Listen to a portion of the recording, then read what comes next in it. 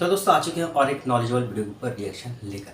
Guys आज का video India और बांग्लादेश से रिलेटेड होने वाला है। वीडियो के एंड तक देखना, बहुत ही इन्फॉर्मेटिव मिलने वाला है। बांग्लादेश ने करते फिर से कुछ कांड। अब ऐसा कौन सा कांड किया है वो तो हम लोग को वीडियो देखने के बाद ही पता चलेगा। इनसाइड नॉलेज का वीडियो है और जिन्हें लिंक मिल जाएगा in the description. So let's start this video.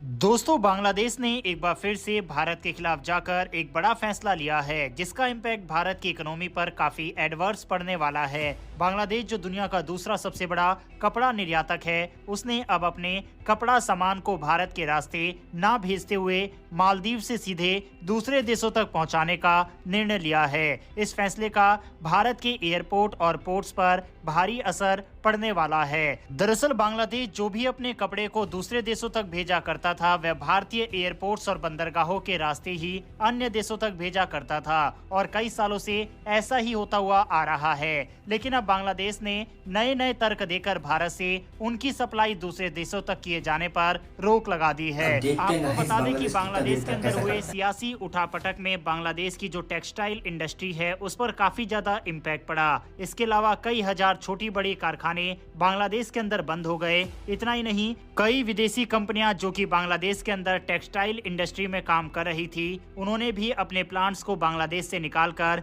Bharat में शिफ्ट कर दिए। इसके अलावा कई भारतीय कंपनियां भी बांग्लादेश के अंदर टेक्सटाइल सेक्टर में काम कर रही थी, लेकिन जिस तरह का माहौल बना था उन्होंने भी अपने कारखाने को भारत में शिफ्ट करना शुरू कर दिया। बांग्लादेश के अंदर हुए सियासी उठापटक से जहां बांग्लादेश की टेक्सटाइल को भारी नुकसान हुआ, तो वहीं भारत की टेक्सटाइल इंडस्ट्री को काफी ज्यादा फायदा पहुंचा। और एक्सपर्ट का मानना है कि बांग्लादेश ने इसी वजह से ये कदम भारत के खिलाफ उठाए हैं। हालांकि उसने रीजंस अलग दिए हैं। पहले बांग्लादेश अपने कपड़ा प्रोडक्ट्स को भारत के एयरपोर्ट्स और पोर्ट्स के जरिए दूसरे देशों में भेजा करता था, लेकिन अब उन्होंने एक नया रास्ता अपनाया है। अब बांग्लादेश मालदीव के रास्ते अपने प्रोडक्ट्स को सीधा एक्सपोर्ट करेगा। इस फैसले से बांग्लादेश को अपनी शिपमेंट टाइमलाइन को कंट्रोल करने में मदद मिलेगी, जिससे वो अपने सामान को समय पर पहुंचा पाएगा। अंतर्राष्ट्रीय कपड़ा बाजार में समय पर डिलीवरी बेहद अहम होती है, क्योंकि एक खास सीजन के लिए बनाए गए कपड़े समय पर नहीं पहुंचते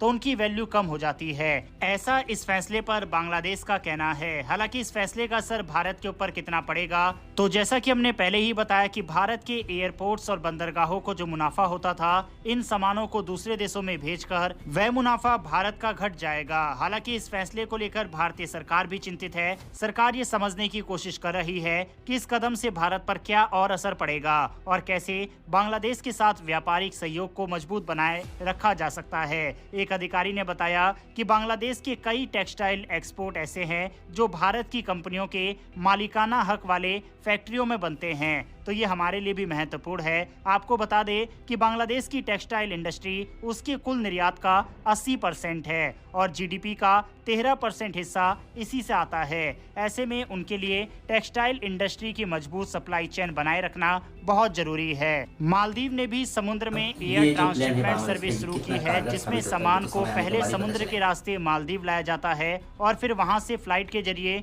दूसरे देशों तक भेजा जाता है। इस सुविधा के तहत पहली शिपमेंट में बांग्लादेश के कपड़े मालदीव पहुंचे हैं और वहां से तुर्किश एयरलाइन के जरिए जर्मनी भेजे गए। मालदीव के इस कदम से उनके ट्रांसपोर्ट नेटवर्क को भी एक नई पहचान मिलेगी। कुछ बड़ी एयरलाइन जैसे Qatar Airways, Emirates, Turkish airlines और इतिहाद एयरवेज ने इस नेटवर्क का हिस्सा बनने का फैसला लिया है। इससे मालदीव को भी आर्थिक लाभ मिलेगा और बांग्लादेश को शिपमेंट का भरोसेमंद रास्ता। मालदीव और बांग्लादेश दोनों के अंदर ही सरकारें चेंज हुई है और दोनों ही देश चाइना के करीब जा रहे हैं। वहीं इस नए गठजोड़ के पीछे चीन का हाथ बताया जा रहा है। तो दोस्तों वीडियो तो भी खत्म।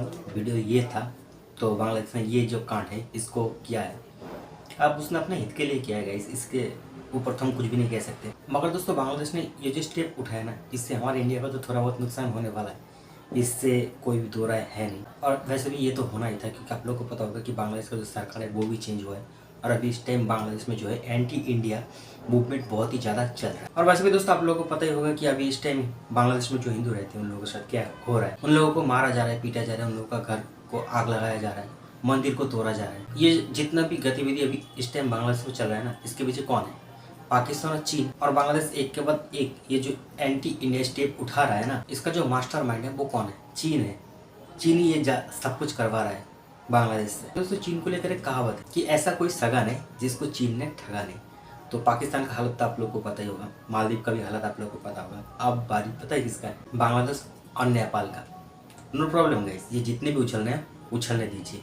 समय आने के साथ साथ इन लोगों को इनका जो औकात है ना, वो बहुत ही जल्द पता चलने वाला है इन लोगों को कि इन्होंने किससे टक्कर लिया था। और बांग्लादेश ने ये जो ट्रेड करने का नया रूट को आविष्कार किया है, जिसको बांग्लादेश का जो गॉड फादर है चीन, उसने प्रोवाइड किया है। अब ये कितना दिन चलता है वो तो हमें समय आने के साथ साथ ही पता चलेगा। तो दोस्तों ये था मेरा राय, आप लोग का राय आप लोग कमेंट में जाकर बता सकते हो। वीडियो अच्छा लगे तो वीडियो को लाइक कर देना, शेयर कर देना और उसके साथ साथ हमारे चैनल को भी सब्सक्राइब कर लेना। मिलते हैं नेक्स्ट वीडियो में, तब तक के लिए जय हिंद, जय भारत।